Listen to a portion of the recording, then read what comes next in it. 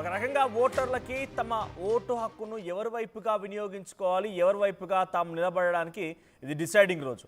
ఇక రేపు పోలింగ్ బూత్లోకి వెళ్ళిపోయి తమ ఓటు హక్కును వినియోగించుకోవాల్సిన దినం. అయితే ఈ రోజంతా కూడా ఓటర్ల యొక్క ఓట్లని కొనుగోలు చేసేందుకు పార్టీలు తహతహలాడుతున్నాయి. పులివెందుల్లో ఓటుకు 10,000 రూపాయల వరకు పలుకుతోంది.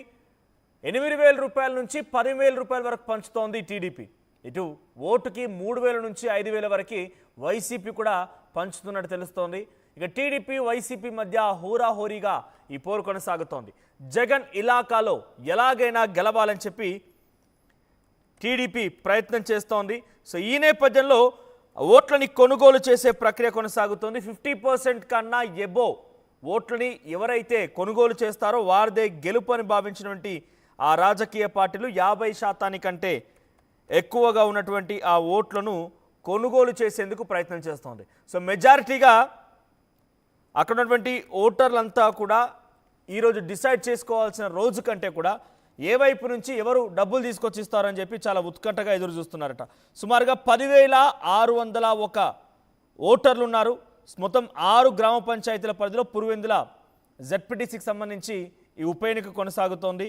సో పులివెందుల జెడ్పీటీసీ ఉప ఎన్నికకు సంబంధించి 10,601 ఓటర్లు ఉన్నారు. 15 పోలింగ్ స్టేషన్లు ఉన్నాయి. సో దాంట్లో ప్రధానంగా ఇంపాక్ట్ చేసేటువంటి ఓటింగ్ శాతం ఎంత ఉంటుందంటే కనుక ఒక 8,000 నుంచి 9,000 వరకు ఉండొచ్చు. సో యావరేజ్గా ఎవరైతే 5,000 ఓట్లు రాబట్టగలుగుతారో వారు దీంట్లో ఒక రకంగా విజయం సాధించినట్టు. సో మరి ఆ 5,000 ఓట్లకు సంబంధించి ఎవరికి అధికంగా వస్తుందనే చూడాలి. సో ప్రజెంట్ మరి ఆ ఓట్లని 5,000 ఓట్లని కొనుగోలు చేసేందుకు ఇప్పుడు అన్ని రాజకీయ పార్టీలు అటు ప్రముఖంగా టీడీపీ వైసీపీ రెండు పార్టీలు కూడా ప్రధానంగా ఓట్లని కొనుగోలు చేసే ప్రక్రియకు ముందుకు వెళ్తున్నారు. సో అటు టీడీపీ అయితే ఏకంగా అధికారంలో ఉన్న పార్టీ కాబట్టి కొంత రేట్ ఎక్కువగానే పలుకుతున్నట్టు కనబడుతోంది. సో దాంట్లో 10,000 వరకు ఇస్తున్నారట. 8,000 నుంచి 10,000 వరకు టీడీపీ ఇస్తున్నట్టుగా చర్చ జరుగుతోంది. మరోవైపుగా వైసీపీ కూడా సుమారుగా 3,000 నుంచి 5,000 వరకు వైసీపీ కూడా ఇస్తోంది. ఒకసారి మన చరిత్ర చూస్తే 2001, అంతకంటే ముందు 1996, 2001, 2006, 2021 ఏకగ్రీవంగా వైఎస్ కుటుంబం చెప్పిన వారిది అక్కడ జెడ్పీటీసీ సీటుగా మారిపోయి జెడ్పీటీసీగా ఎన్నికయ్యారు. ఆ తర్వాత 2016 టీడీపీ అధికారంలోకి వచ్చిన తర్వాత టీడీపీ 2016లో ఒకసారి ఆ టీడీపీ తరఫున ఒక అభ్యర్థిని బరినిలిపే ప్రయత్నం చేసింది. ఆ అభ్యర్థి ఓడిపోయాడు. అప్పుడు కూడా వైసీపీకి సంబంధించిన అభ్యర్థి గెలుపొందారు. ఇక 2020 ఇప్పుడు 5లో మరోసారి ఒక ఉప ఎన్నిక అనివార్యమైన అక్కడ ఉన్నటువంటి మాజీ జెడ్పీటీసీ కొంత యాక్సిడెంట్ కారణంగా మరణించడంతో అక్కడ మళ్ళీ ఉప ఎన్నిక అనివార్యమైంది. ఈరోజు ఉప ఎన్నికకు సంబంధించి సైలెన్స్ పీరియడ్, రేపు ఉప ఎన్నిక ఓటింగ్ జరగబోతోంది. అయితే ఇప్పుడు ప్రస్తుతానికి బీటెక్ రవి సతీమణి మారెడ్డి లతారెడ్డి టీడీపీ తరఫున బరిలో ఉంటే ఇటు వైసీపీ తరఫున హేమంత్ రెడ్డి బరిలో ఉన్నారు. సో ఇటు ఇరు పార్టీలకు సంబంధించి కీలకమైన నేతలు అక్కడ ప్రచారంలోకి దిగారు. ఇక వైఎస్ కుటుంబం నుంచి వైసీపీ పార్టీ నుంచి వైఎస్ అవినాష్ రెడ్డి రంగంలో దిగారు. ప్రత్యక్షంగా ఆయన ఇంటింటికి వెళ్ళి అందరికీ నమస్కరించి తమ అభ్యర్థిని గెలిపించాలంటూ కోరుకొచ్చారు. సో నిన్న రాత్రి అయితే ఏకంగా నేను లాస్ట్ రోజు ప్రచారం కాబట్టి నిజంగా ప్రచార తీరుతనులే ఒక రకంగా చెప్పాలంటే హాస్యాస్పదంగాను పలు ఆగ్రహాన్ని గుర్తించే విధంగా కూడా ఉన్నాయి.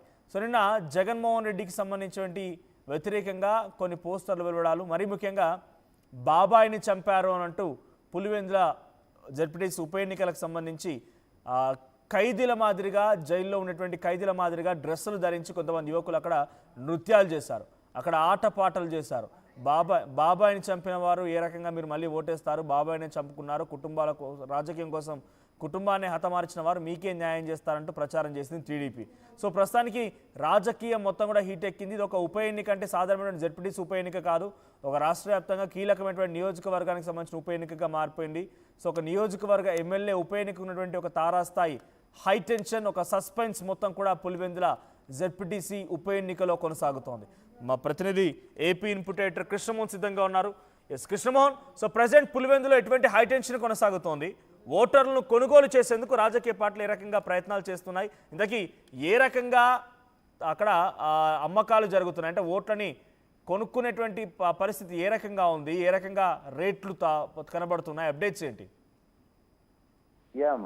మనకు బేసిక్ గా నిన్న సాయంత్రం 5 గంటలకి ప్రచార పర్వం పూర్తిగా కూడా ఆగింది. అంటే నిన్నటితో ఇష్యూస్ అయితే అయినాయి. బట్ నిన్న రాత్రి నుంచి ఇక గ్రామాలకు సంబంధించి అంటే ప్రధానంగా ఒంటిమిట్ట జెడ్పీటీసీలో పెద్ద మార్పు ఏం లేదు.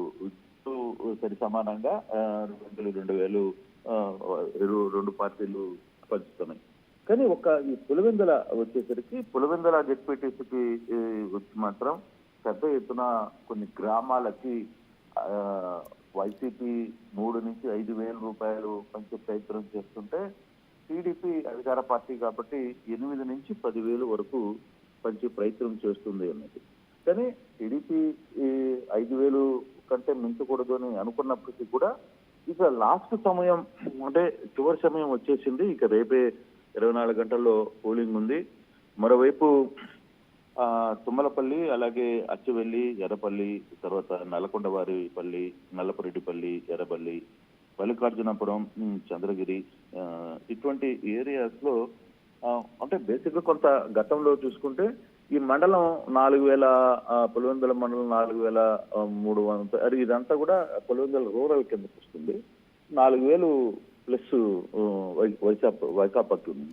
సో దాన్ని ఓవర్కమ్ చెయ్యాలి అని అనుకుంటే ఇక అధికార పార్టీ కొంచెం దృష్టి పెట్టాల్సిన పరిస్థితి వచ్చింది. అందుకే పార్టీ నాయకులందరూ కూడా ఈ గ్రామాల్లో తిరిగారు, గ్రామాల్లో హామీలు ఇచ్చారు, వాళ్ళకున్న అప్పటికప్పుడు ఉన్న సమస్యలని క్లోజ్ చేసే ప్రయత్నం చేశారు.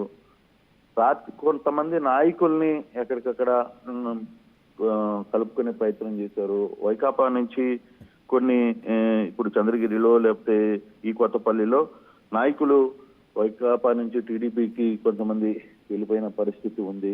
వీళ్ళ మీద ఆధారపడ్డా కాకపోతే కొంత మొత్తం బేసిక్ గా చూసుకుంటే ఇంకా ఓటర్లని ఏ విధంగా మనం లైనప్ చేసుకోవాలనే నేపథ్యంలోనే అధికార పార్టీ కొంత ఎక్కువగానే పంచుతోంది. దాదాపుగా 8 నుంచి 10,000 రూపాయల వరకు పంచుతున్న సమాచారం వస్తుంది.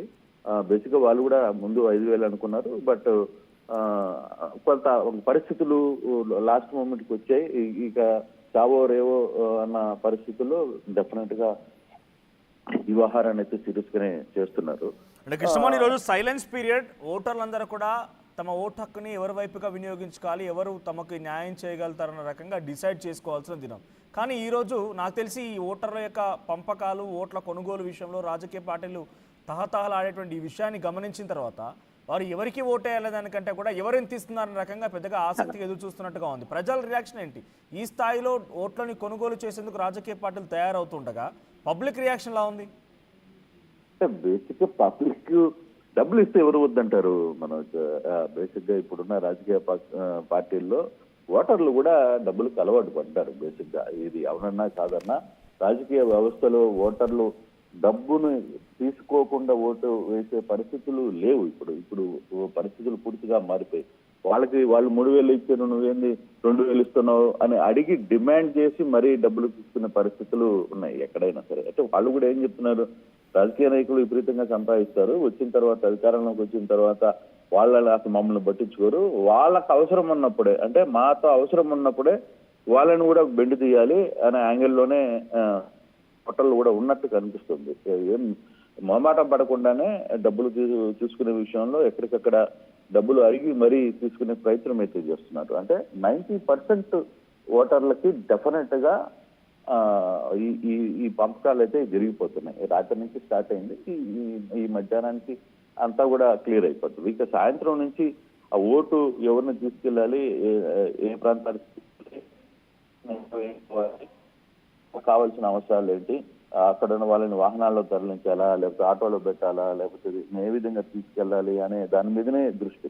సో ఇప్పుడు ఇంత పెద్ద స్థాయిలో దాదాపుగా 8,000 నుంచి 10,000 రూపాయలు వైకాపా కూడా ధీటుగానే ఇంచుమించుగా 3,000 నుంచి 5,000 రూపాయల వరకు ఓటర్కి అక్కడ ప్రాంతాలను బట్టి అక్కడ పరిస్థితులను బట్టి అన్నిటికీ ఓటర్లని పెంచుతోంది. అంటే దాదాపుగా ఒక్క జెడ్పీటీసీ 10,000 ఓట్లున్న ఈ జెడ్పీటీసీకి ఇరు పార్టీలు 10 కోట్ల నుంచి 12 కోట్ల వరకు ఖర్చు పెట్టాల్సిన పరిస్థితి. పంపకాలకి 5 కోట్లు ఖర్చు అవుతుంది, తర్వాత పై ఖర్చులు ఒక 2-3, ఆ తర్వాత మధ్యలో ఉన్న నాయకులకి